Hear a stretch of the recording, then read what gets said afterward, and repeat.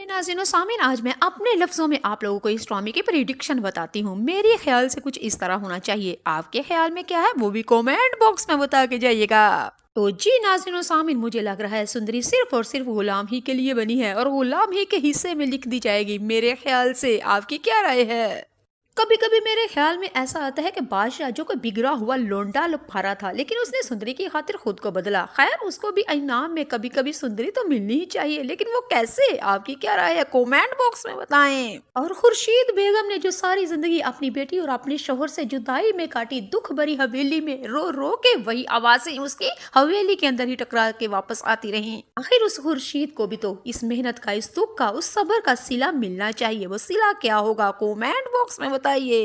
खुर्शीद के साथ सुंदरी और उसके बाप के साथ जिसने ये जुल्म कमाया, आखिर उनको क्या इबरतनाक अंजाम होना चाहिए? कैसी सजा मिलना चाहिए? और लास्ट एपिसोड में उनका क्या हाल होगा? किस हशर में देखना चाहते हैं वो भी कमेंट बॉक्स में बता के जाइएगा।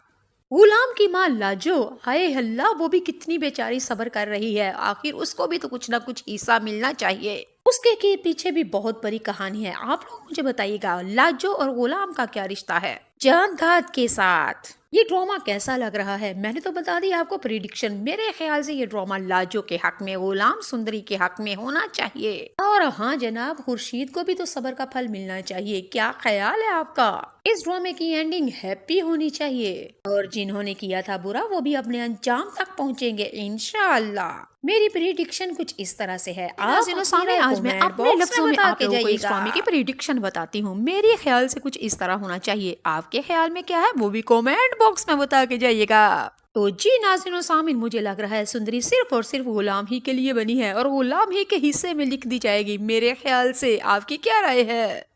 कभी कभी मेरे ख्याल में ऐसा आता है कि बादशाह जो कोई बिगड़ा हुआ लोंडा लुभारा था, लेकिन उसने सुंदरी की खातिर खुद को बदला। खैर, उसको भी इनाम में कभी कभी सुंदरी तो मिलनी ही चाहिए, लेकिन वो कैसे? आपकी क्या राय है? कमेंट बॉक्स में बताएं। और खुर्शीद बेगम ने जो सारी जिंदगी अपनी बेटी और अपने शोहर से जुदाई में काटी, दुख भरी हवेली में रो रो के वही आवाजें उसकी हवेली के अंदर ही टकरा के वापस आती रही। आखिर उस खुर्शीद को भी तो इस मेहनत का, इस दुख का, उस सब्र का सिला मिलना चाहिए। वो सिला क्या होगा? कमेंट बॉक्स में बताइए। खुर्शीद के साथ सुंदरी और उसके बाप के साथ जिसने ये जुल्म कमाया, आखिर उनको क्या इबरतनाक अंजाम होना चाहिए? कैसी सजा मिलना चाहिए? और लास्ट एपिसोड में उनका क्या हाल होगा? किस हशर में देखना चाहते हैं वो भी कमेंट बॉक्स में बता के जाइएगा। गुलाम की माँ लाजो, हाय हल्ला, वो भी कितनी बेचारी सब्र कर रही है। आखिर उसको भी तो कुछ ना कुछ हिस्सा मिलना चाहिए। उसके के पीछे भी बहुत बड़ी कहानी है। आप लोग मुझे बताइएगा, लाजो और गुलाम का क्या रिश्ता है जान घात